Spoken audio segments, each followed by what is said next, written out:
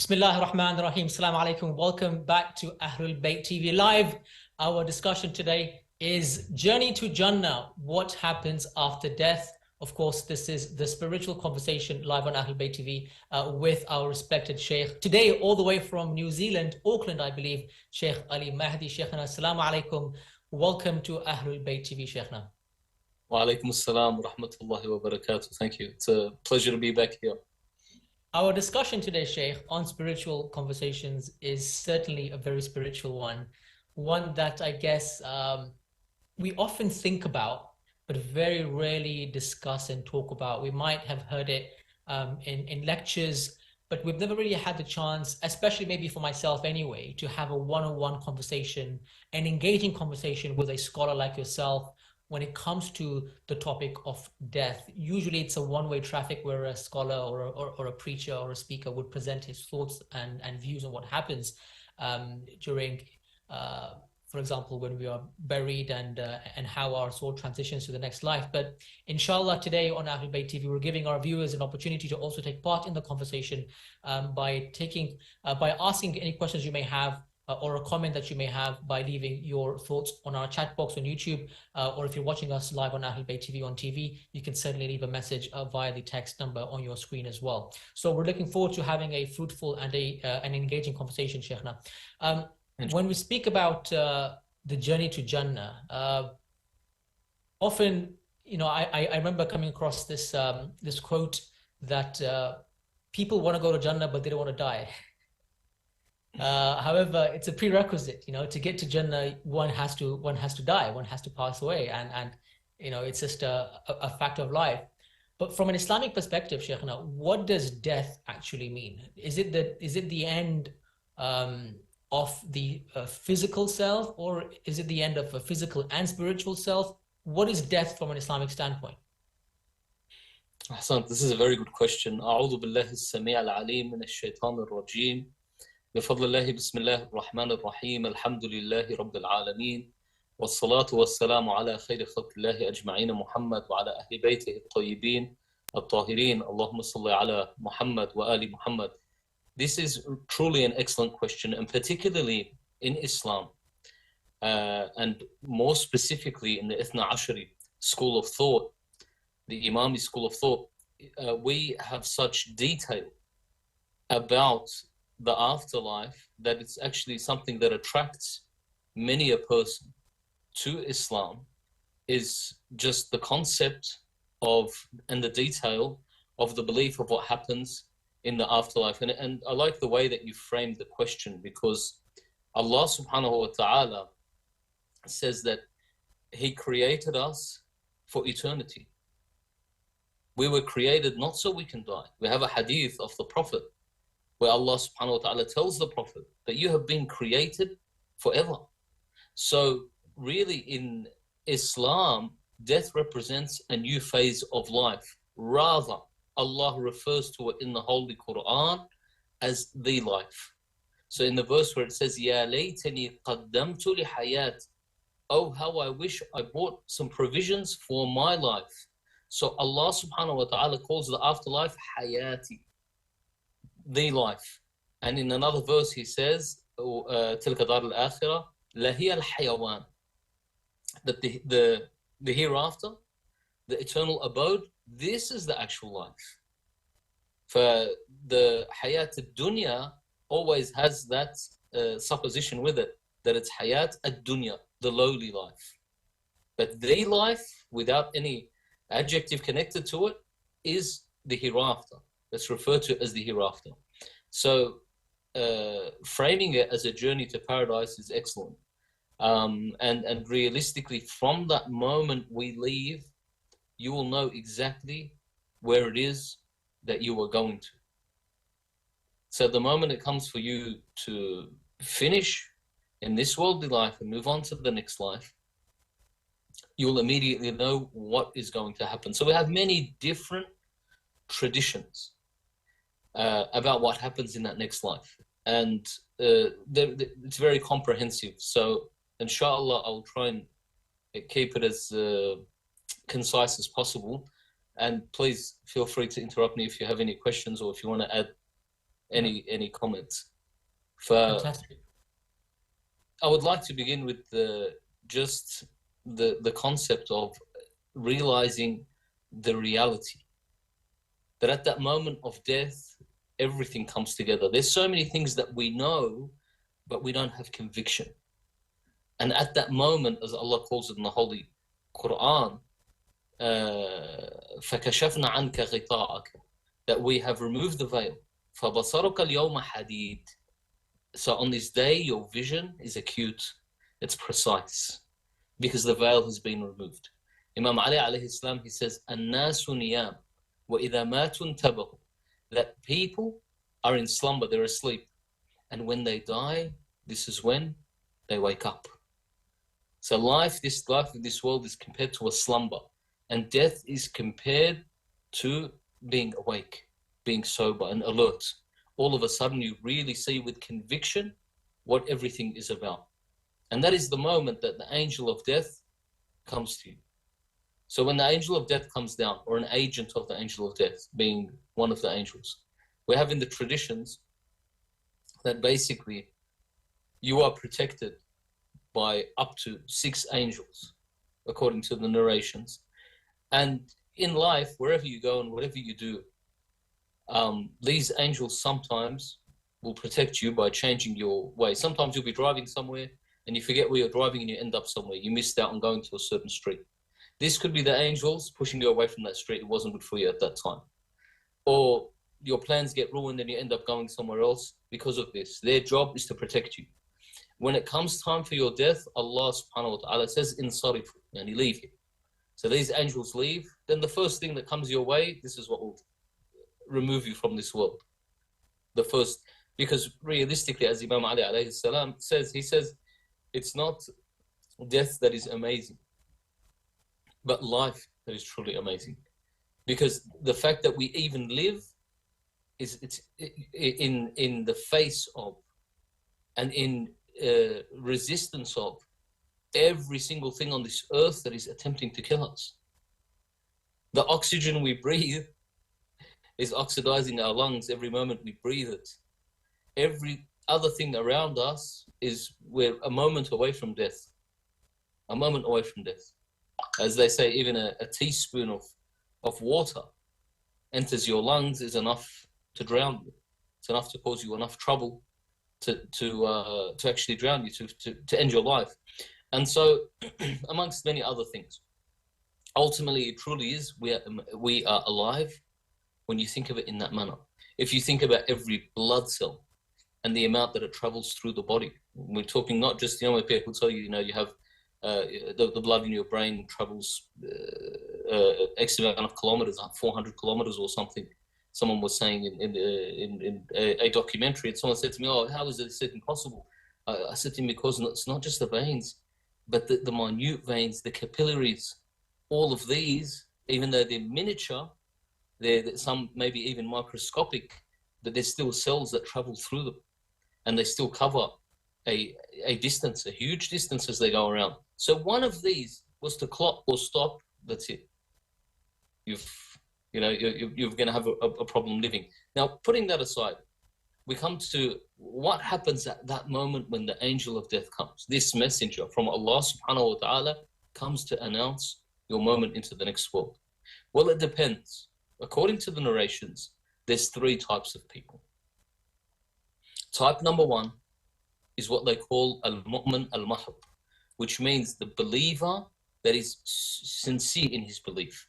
And this is the believer that doesn't deliberately commit sin. The believer that's serious about his prayers. The believer that doesn't harm other people. The believer that is just. The believer that does everything that he can that is correct and takes his religion seriously. This believer is the one that when the angel of death comes to him, comes with the glad tidings. He comes with good tidings. The angel of death comes in a form where he is handsome and he smells nice. And in the traditions we have that when the believer is dying, he begins to sweat. Obviously, he's going through difficulty on his deathbed, he begins to sweat. And then his family that is surrounding him, sometimes when someone is dying, they tell the family to leave because the dying person finds it hard to leave if he sees his family around him. Because he knows as he sees this family, he knows that he can never, some traditions that describes it like this, that you can never hug your family or give them any affection, or your younger children, that this is it, this is gone, this is the moment that you can't even speak anymore. And so the tradition says that the angel of death comes in a very merciful manner, and then the believer still does not want to die. And so Allah subhanahu wa ta'ala sends the Holy Prophet sallallahu alayhi wa sallam and the Ahlulbayt. And the hadith says that when the believer sees this, his eyes tear up and tears come from his eyes when he sees for his love of the Ahlulbayt, and then he agrees to leave the world. So that moment that believer has is something that's quite profound, and it's something that he sees that's very nice. So ultimately, when the angel of death appears before you, he immediately points at your tongue, and your tongue can no longer be of use to you. And if you've ever seen, may Allah subhanahu wa ta'ala prolong your life and the life of your loved ones, but if you've seen someone in that moment of what we call ihtidar, that moment where subhanallah, Allah subhanahu wa ta'ala refers to it as ihtidar in the hadith, the Anbiya refer to it as ihtidar, meaning the moment of presence. At that moment, what surrounds you is the presence of everything that was formerly unseen, and now you can see it. The angelic, the demonic, everything is clear before you. You can see it. And so when the angel of death points at your tongue ceases to work. Then the angel of death points at your legs, and your legs cease to work, and so on and so forth, until eventually he removes the body from somewhere within the body, depending, so usually from the mouth or the nose, but it gathers up in the chest, and then he removes it. Once this happens, you are then witness over everything that is happening, over the people that are around you. And we have a specific tradition where Malik al-Maut says to the people, why are you crying? I have not oppressed him.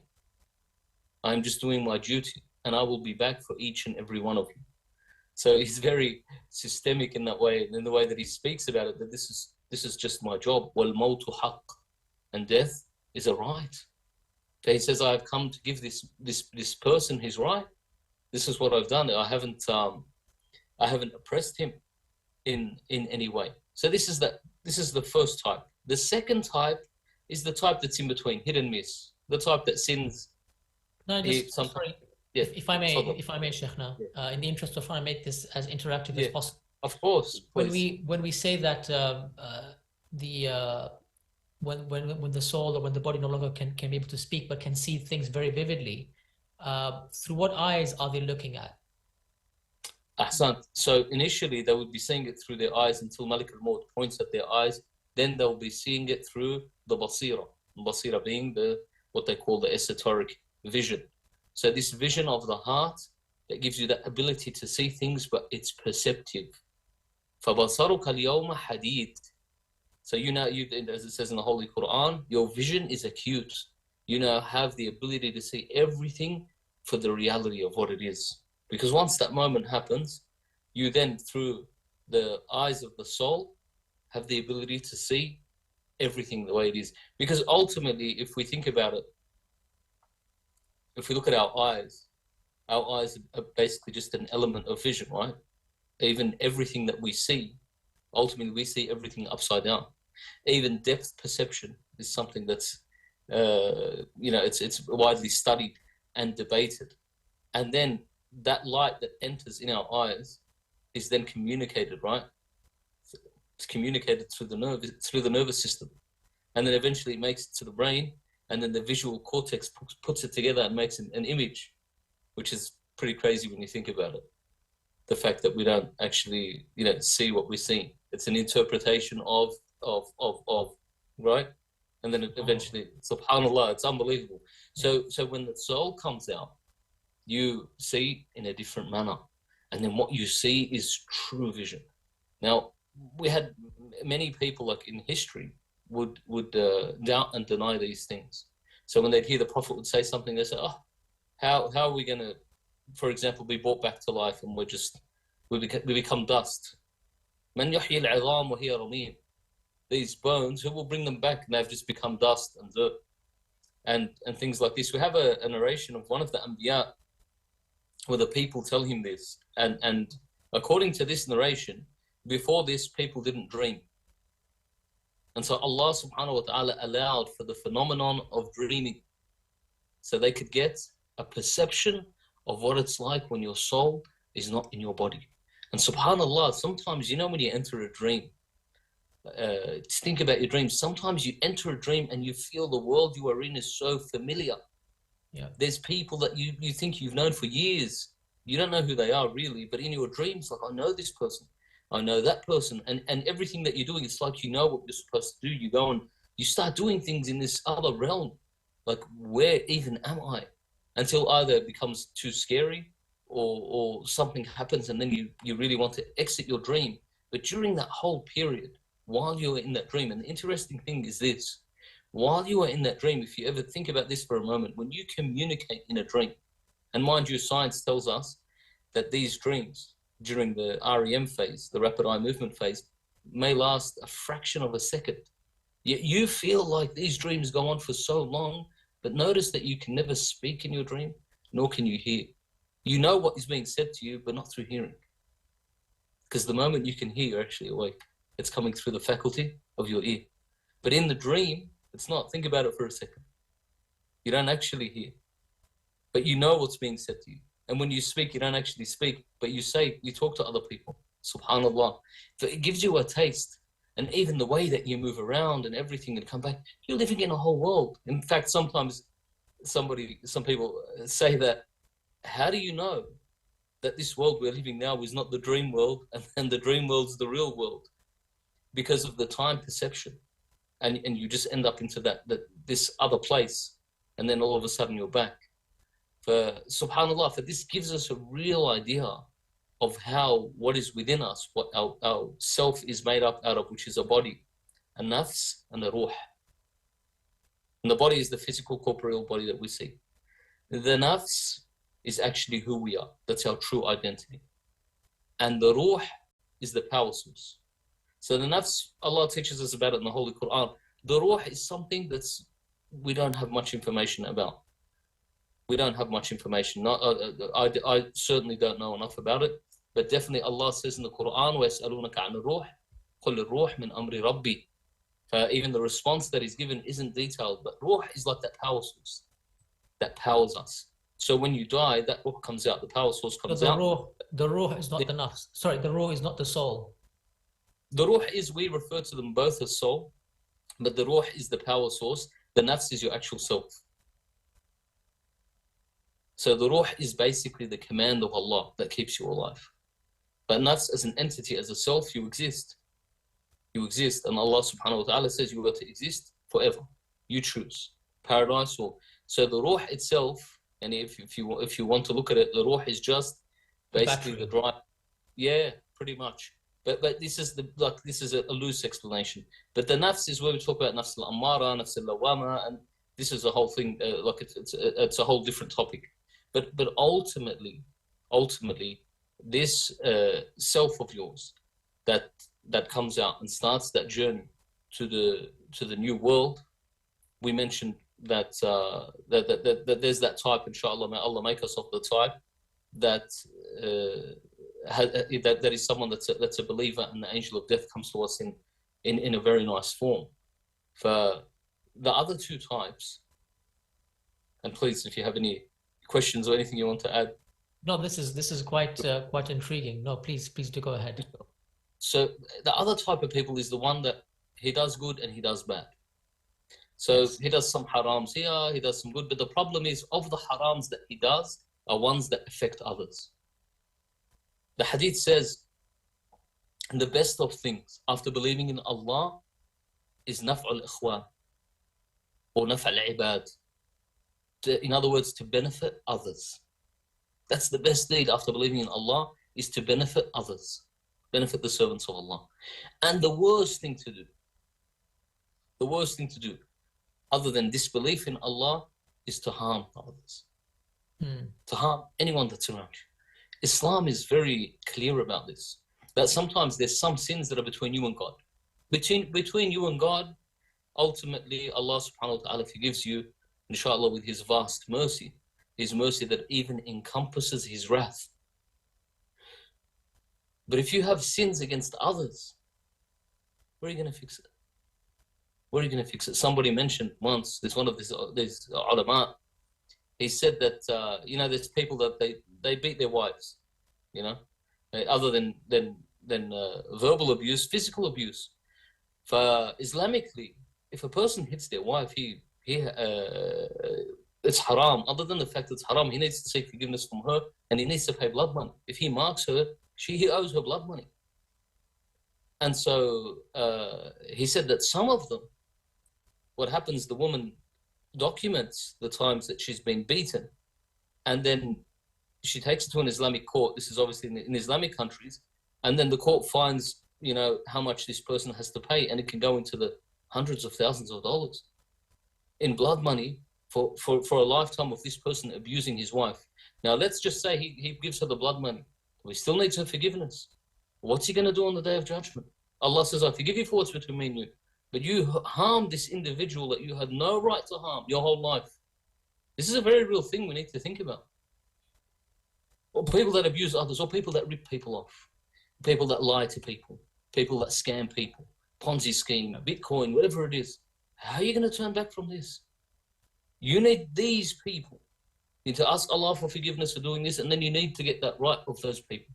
So someone who, this is the life they've led, half and half. So they do this, but they still pray, and they still fast. These people, the hadith says, that they will be basically, the angel of death comes, takes their soul, they'll be put to sleep. And they'll be awoken on the Day of Judgment. And what a rude awakening that will be. Scary. Once you go, basically you're put into slumber.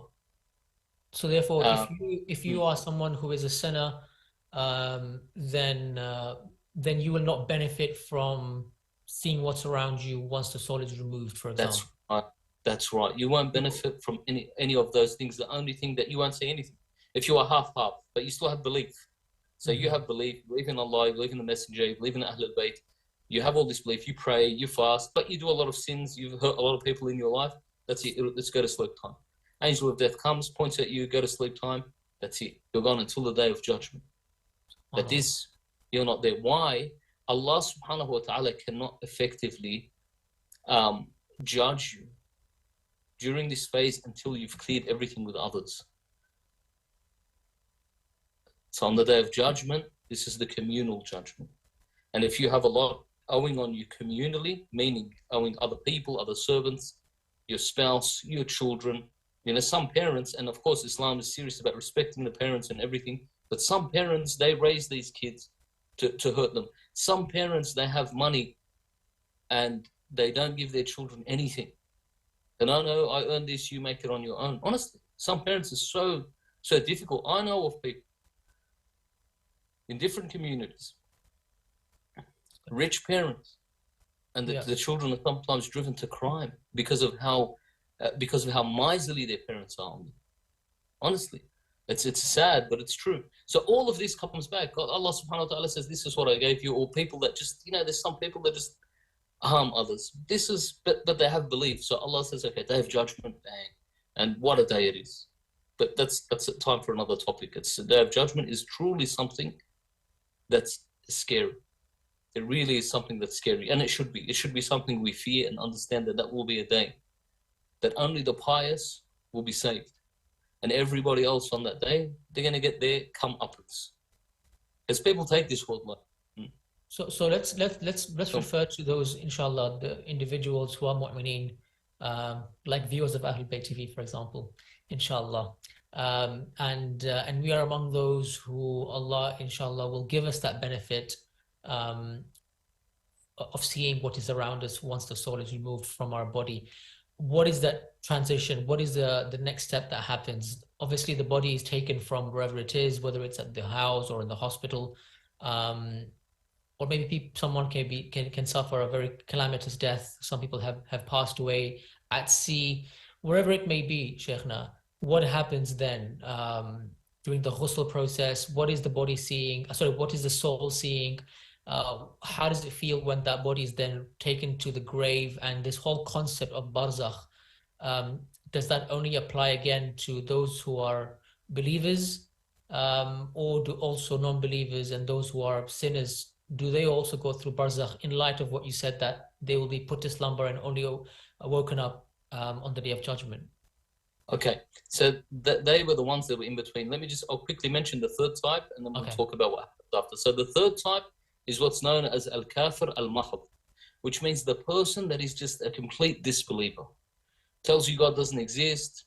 On the day of judgment, if I ever get to meet God, I'm going to tell him, I'm going to put him in his place for all the horrors that he has, enacted upon the world, and so on and so forth. These people that are complete disbelievers, and a disbeliever, a kafir by definition, is somebody who subverts the truth.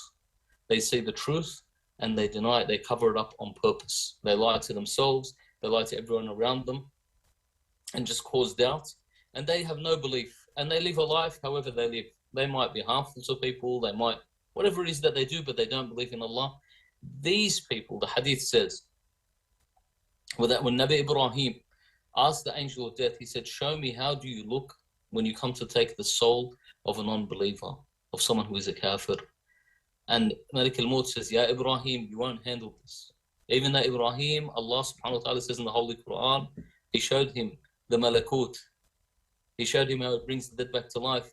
Malik al-Maut says, you won't handle this, Ibrahim. Nabi Ibrahim says, do it. And so Malik al-Maut comes in the form that he comes. The narration says that his wings cover the expanse of the universe from how huge he is. He's tall. He is a monstrous, scary figure, dark, wicked looking. And the narration says he gets a spear from hell and slams it into the chest of the non-believer and sends him straight to the bowels of hell. So in his barzakh, as the Prophet says, when he looks at the grave, he says to them that this grave will either be, this grave that you see, this hole in the ground, will either be a part of paradise, rawda min riyad al-jannah, a part of paradise, أو حفرة من حفر النيران, or a pit from the pits of hell. So that's the third type. His barzakh is like that. Let's go back to the good believer that's done the right things. So when he gets out, that moment, regardless, even if you're good, will still have some difficulty. Why? You're transitioning from something you know and you're used to. So even though Malik al-Maut will be kinder to you than your mother, and they'll be so hospitable to you, and they'll be so nice to you, but still you are out of your surroundings, and your ruh has this thing that it gets used to places. Have you ever been to, like if your parents, wherever they're from, if they're from, you were saying Tanzania, is that correct? Yeah. Have you been to Tanzania? Yes, yeah. But you weren't born there? No, I was born in Tanzania. I just You were born there? to the west when I was quite young, yeah. MashaAllah. But when you go back there, do you not have a feeling in your soul? Absolutely. Some attachment to the land? Subhanallah. See, I was born in Australia. When I went back to Lebanon and just saw South Lebanon, I felt like there's an attachment. There's something here that's got to do with me, but I don't know what. This attachment, this is what your soul does. It attaches to various places and various things. There's feelings of nostalgia, which can, scientifically they explain it in psychology, but realistically, how do you explain this going back to your homeland that you've never seen, but it's through your parents? I don't know, they might describe it as genetics. For us, Islamically, it's got to do with the ruh, ta'alluq ruh. And your soul connects to these things. This is why sometimes we even like inanimate things, right? Oh, this is my favorite shirt, I don't want to get rid of it. Or this is my favorite, whatever it is, that you want to keep it. And then your wife throws it away when you don't know. Sentimental, they call sentimental value. Ahsan. Yeah. But really, this is what we know as ta'alluq ruhi. This is the soul connecting to these things and saying, no, these things I'm attached to. So when you leave that, of course, there's going to be that moment where you feel that. But from that moment, when they take your body, may Allah subhanahu wa ta'ala prolong your life and the life of all the viewers and their family, inshallah. But this is a moment that is quite scary to a degree, that your body is taken away, and they either, and especially in the Western world, so in the Eastern world, you get buried very quickly. But in the West, you might have to go for an autopsy that might take you, to coroner's court, something like that. We ask Allah subhanahu wa ta'ala to inshallah protect us from this. But once that body is taken eventually to the place where they're going to wash the body, This is, again, the people who wash the body have to be very respectful and kind to the way they treat that body. Because to you, although your soul is out of your body, you are watching everything that's happening. You have that perception of everything that's happening. And so you're looking at that body that you've spent years every day looking at in the mirror, picking out the hairs that aren't meant to be there, putting some, cover on the pimples that you don't want anyone to see. Think about it. How well do you know your body, your hands, everything? You're washing it every day. You're showering every day. You're grooming yourself on a daily basis, and you do everything to care for this body. Wear gloves to protect it when you're doing certain things, so on and so forth. And all of a sudden, this body is being handled by other than. Have you been to Hajj, Hussein? Inshallah, this year, inshallah. You're going. Oh, you're so lucky. This is excellent. Inshallah. Before the show, I was just trying to see if I can afford it or not. So please pray. Ya Allah, inshallah, the blessing of Laylatul Qadr is the time where the invites come out. May Allah give you Hajj. I envy you. I've been for Umrah. I've been for Umrah a couple of times. You've been to Umrah. Yes. Umrah is beautiful too. But in Hajj, if you remember, when you wear ihram, inshallah in Hajj, you're going to be in ihram for a longer period. So when you wear this ihram, it simulates death. It simulates that you are here, you're present, but you have no right over your body like you used to have. لا فسوق ولا جدال في الحج. Fusuq is outrage. You're not allowed to say to the people, me, I'm, Hussein, or I'm Dr. Hussein, or I'm, Masters Hussein, or whatever. This is who I am. What are you talking about? Do you know what car I normally drive? Do you know what I normally... You can't say anything. Even if someone says something and you know you're right, you can't argue when you're in ihram. You can't, if a fly comes on your body, you're not allowed to tell the fly to go away. If you smell a bad smell, you're not allowed to block your nose when you're in ihram. Yeah? You're not allowed to smell any nice smells. How many other things that you're not allowed to... You're not allowed to use soap. In that heat, and your body becomes sweaty, and you can't, put some fragrance or nothing. You can smell your own smell. You're not allowed to fix your hair. Come out of the shower, however your hair, however fuzzy you look, the fuzzier the better. And this reminds you all of a sudden that this body that I love, I can't touch, I can't deal with. Someone else is dealing with it. It's difficult. Think about it. It's a loss of autonomy. They take everything away from you. So when you're on that mughtasal and they strip you naked, your clothes are being taken away. Everything's been taken, and they're washing you and you're watching. That's why you should be very respectful. The hadith says that when someone touches your body, in one narration, it says that you feel pain. For someone said, how do you feel pain when the nervous system is not there? Or someone asked the Imam, how do you feel pain if you're not actually physically connected anymore? Your soul is out. But the Imam says it's like when a father sees his child get hurt.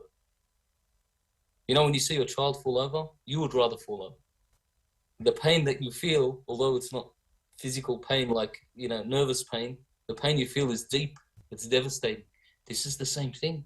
You're looking at this beloved body of yours that these people are just spinning around, and they're washing, and they put the kafur and so on. I don't want to go into some of the details perhaps, but eventually they wrap you in this kafan. So you're basically wrapped in just some cotton, nothing underneath. Sorry again, this whole time around, your soul is in this world. It's looking at it, bird's eye view of what's happening to you. You see everything because you don't want to leave your body. You're so used to it. Think about it. What's the most thing you are attached to in this world? It is your body. Now, even in traditions, we don't know exactly where the nafs or where the soul is.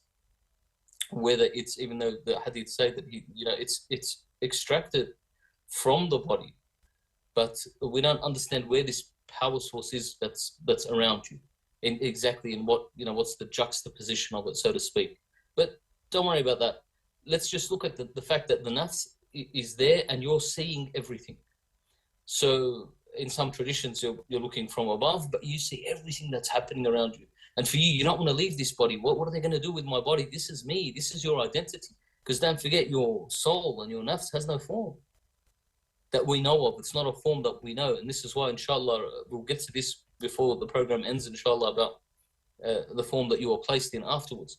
So at that point, you don't want to leave your body, because what's going to happen to it? And you've seen that your family's gone away And then afterwards, they pick this body up to pray upon it. Salatul Mayyit, they do the Salatul Mayyit, and then you were carried away. Now, this whole time that you're just still in awe and shock of what's happened, and the body gets carried to the grave. Now, there's details here and there. This, inshallah, we're sort of just trying to fast track to fit into the program.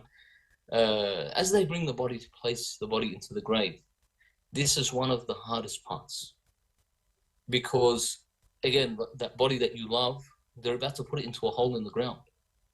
So you'll be like, what are you doing? This is, and this is why when we go to bury somebody, we should really imagine it's ourselves.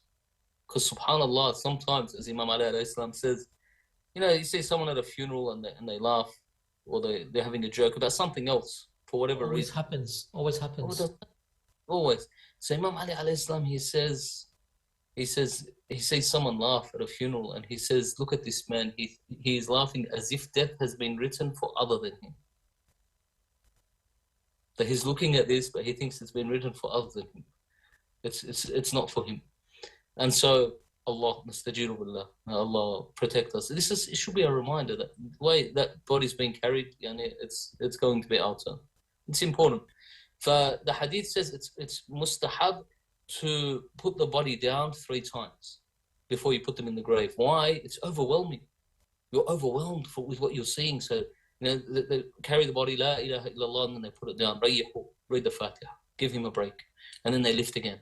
And you move. You give them that time because you're about to do something, and they can't do anything about it until eventually you get to that moment where they lower them into the grave. The narration says, the one of Salman. No. Sorry to break you off, Sheikh. And at this moment, the soul is obviously, metaphorically speaking, crying and wailing and complaining that the body is being placed into the grave. We have narrations that definitely this is the case, where you would be, and you would be in such fear of what is happening. Now again, many of these things through your good actions, many of them can be avoided. But a lot of these things, it's just like a how can you say, a rite of passage, so to speak. That's something that you can't avoid. And subhanAllah, I'll tell you something. Allah subhanahu wa ta'ala has created a system. And yet Allah subhanahu wa ta'ala, in His infinite mercy, make these moments difficult upon us. But that system tells you basically, if you are attached to this dunya, it's going to be tough. And you think about it, if you're very rich and powerful, it's going to be very tough leaving this world. If you're someone that has so much tentacles in this dunya, it's tough. It really is. And this is why you look at the elite and the super rich, they try and put as much funding into, longevity of life and things like that. They put a lot of money into it. If you do a little bit of research, you'll find this. And because it's something that's truly scary, whereas you see the person that is disconnected, he dies and he says, it's not so bad. It's not so bad that I'm leaving this place. The oppressed, it's not, subhanAllah, the system is like that. There's no, you can't have your cake and eat it too. You can't have the best of the dunya and the best. It doesn't happen. Of the akhirah. And we see this. Look at all of the awliya, all of the ones whom Allah subhanahu wa ta'ala placed at the top. And I know it's difficult, but this is the truth. This is the reality. And this is why you see, for example, the shaheed, the martyr. That's the beauty about the death of a martyr. That in martyrdom, being a martyr is difficult, but the martyr goes, the hadith says, from the battlefield, and the first thing that happens when he dies, his head drops onto the lap of a hur al-ayn. This is the death of the martyr. According to that narration of Imam Ali alayhi salam, he says being struck with a sword 1,000 times is easier than dying in your bed. Has multiple meanings, obviously. But Salamullah alayhi, Amir al-Mu'mineen. So at that moment, yeah, of course, you're looking at, where's my family? I can't communicate with these people. I've been cut off. And you will try. You will try, but according to the narrations, you've been cut off from this. That's it. You can see this world, but you can't connect with this world. a good similitude of this is the life of the fetus. When the baby is in the womb of the mother, this is the same thing. We're in the same world, but we're disconnected. You know, maybe they can hear the voice or they can feel the heartbeat of the mother, but you can't really connect, because between you and the baby is, you know, this whole, all the flesh and everything that's there. So when that body is placed down, the narration says it feels as if you have fallen from the heavens to the earth. This is how overwhelming that moment is. And then you watch as they cover your body with dirt, and you watch as your family and your loved ones. And the hadith says when the last person has taken their 40th step away from the grave, this is when these angels descend down into your grave. The first angel is one Allah subhanahu wa ta'ala has placed there, and he has one job, to respond to the first thing that you say. And what do you think the first thing that everyone says is? Oh Allah, bring me back. رب ارجعون لعلي أعمل صالحا فيما تركت. Oh Allah, let me return so I can do good with what I've left behind. And you know what the angel says? كلا, no. إنها كلمة هو قائلها ومن ورائهم أو من ورائه برزخ إلى يوم يبعثون. And then that angel. No. I'm sorry to ask you a very basic question, but in what language will someone be conversing with the angel? Will it be their local language, or will it be the Arabic? This is a good question. So in traditions we have the regardless of the language, whatever language it is, the angel is going to understand it. But we have the hadith says that the language of paradise is Arabic, that they'll be speaking in Arabic. But regardless of whatever language, Allah shows this in the Quran, that statement is the same statement. Have you seen anyone that's been sentenced to death? You know, so they'll usually say the same thing, unless they're completely deluded and don't know where they are. They'll turn around and say, oh, you know, I'm sorry, I wish I could take this back. Yeah, we all wish you could take it back. You shouldn't have killed that person, or shouldn't have, something like that. They say the same thing, a condemned man. So in the grave, this is the same thing. Allah gives that example, that, oh Allah, return me so I might do good with what I have left. And then the angel says, I've been created for one response. Kalla, innaha kalimatan huwa qailuha. No, this is just a word that you are saying, and now you have barzakh, and that's it.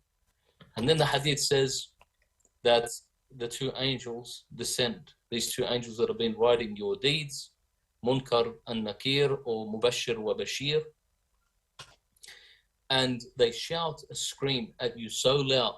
The hadith says that had they shouted this scream at the earth, it would have exploded. And this scream is for your soul to return into your body. Now, you mentioned something good earlier. You said some people, for example, they might get blown up, or some people that might get lost at sea, and so they don't get buried. But Allah subhanahu wa ta'ala allows them to traverse to the next world, and they'll get the same thing. Because what happens at that moment, the body that you re-enter, which is your body, the realm that you are in, obviously that small grave, because you sit up in your grave, it's a realm that you enter that's beyond our perception of what we see as this small grave. So it becomes into a realm that's going to be a similitude of where you're going. This is what Amir al-Mu'mineen, sallallahu alayhi, says, Ma bayna ahadakum وَبَيْنَ الْجَنَّةِ وَالنَّارِ إِلَّا الْمَوْتِ, that there is nothing between any of you and paradise or hellfire except for death. For this moment, the person that is good, this will look like paradise for them. So once they are awoken and they are told to write their deeds, and they're told, write your deeds, use your kafan, your shroud as a paper, and use your saliva as ink to write down all the deeds that you have done. And you will say, I've forgotten, and then they'll respond, Ahsah Allah wa nasu. Allah subhanahu wa ta'ala saved all of this, and you have forgotten, here's your memory back. So you write all of your deeds. Now this is generally, we're talking about what happens to a person. We haven't added in shafa'ah, for example. And then straight after this, your life will be the life like living in paradise. For the good souls from this moment. So this is what barzakh is like. No. So barzakh, this is just the beginning of barzakh. Then you were given your form. So your form is similar to the form that we look like now. Why? So we can know one another. Because we won't know one another from our nafs. Know one another from when we were on earth. For all of the good souls, they gather in Wadi Salam. In Wadi Salam, next to Amir al-Mu'mineen. This is where all the good souls gather. And they live a life that is paradise-like life. So it's sort of like they're in some luxurious waiting lounge for the Day of Judgment to enter paradise. And what happens there? Well, these people live a life. They live this life there, and they receive sustenance of some sort. But what the details are, it's like paradise. And like the Prophet says, it becomes a rawda min riyad al-Jannah. So it's like a piece of... This happens after the first night in the grave. That's it, immediately. Once you've that moment of questioning, and there are so many other things that can be done to avoid this. For example, what we do, you know how we do talqeen? When a person is in the grave and you say, Ya fulan ibn fulan, isma' ifham, Allahu jalla jalaluhu rabbuk, so on and so forth. We have a hadith that if you say this, then the angels won't even question the deceased, because they'll say he's already been told. Okay, we're getting towards the end. Allahumma salli ala Muhammadin wa ali Muhammad. So basically, yeah, this is what, after this is what happens, and they live that sort of life until the Day of Judgment. And during that time, depending on the level of ma'arifah and the amount of good deeds this person has done, Allah subhanahu wa ta'ala allows these people to do dua for their families. Allah subhanahu wa ta'ala allows them to visit and see their families. So there are many stories of people, for example, where they see people in a dream, or they see the deceased in a dream, or things like this. Or some of them have visions. If you've heard of people that have had visions, like some people even still hear some of their deceased, depending on who and what they are and what level they are. Allah subhanahu wa ta'ala gives them these sorts of privileges. But ultimately, and I know I spoke about a lot of scary things, and it is something that is scary, and it's very, very realistic. And we need to really keep that in mind when we look at the actions that we do. But this holy month in Shahr Ramadan, we have the option for repentance. And we have the option to be of the people, inshallah, that Allah gives us the death of the shuhada. For even if someone doesn't die a martyr on the battlefield, we have a hadith that says, Man mata ala hub Muhammad wa ali Muhammad mata shahida. Man mata ala hub Muhammad wa ali Muhammad fatha Allahu lahu baban ila al-jannah. But whoever dies on the love of the Holy Prophet and his progeny, he dies as if he is a martyr, as if he is a shaheed.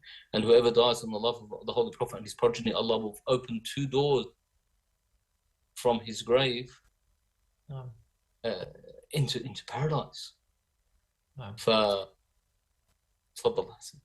I was just saying, Sheikh, unfortunately, we have run out of time for this evening's show, and this is a very intriguing discussion. This topic is one that is important to all of us, because we will all be facing death, right? As we know. So I would like to thank you, Sheikh, for shedding some light on what that journey looks like for us as believers, inshallah. And to benefit from the wasila of the Ahlulbayt as well, and for Allah to be merciful when the soul is removed from this physical being of ours. And as you correctly said, Sheikhna, in the program, that the discussion around the Day of Judgment is one that's very important as well. So maybe, inshallah, we can try to have that conversation next week. I'm not sure what that topic is for next week, but if possible, maybe we can try and change that and just talk about the Day of Judgment and then the journey to Jannah from there onwards. I think that is a part where all of us would like to know more about what happens in Jannah. What does that realm look and feel like? So most certainly we'll try and have those conversations before the end of Shahr Ramadan. But in the meantime, Sheikhna, thank you so much. And thank you to all our viewers for watching the program as well.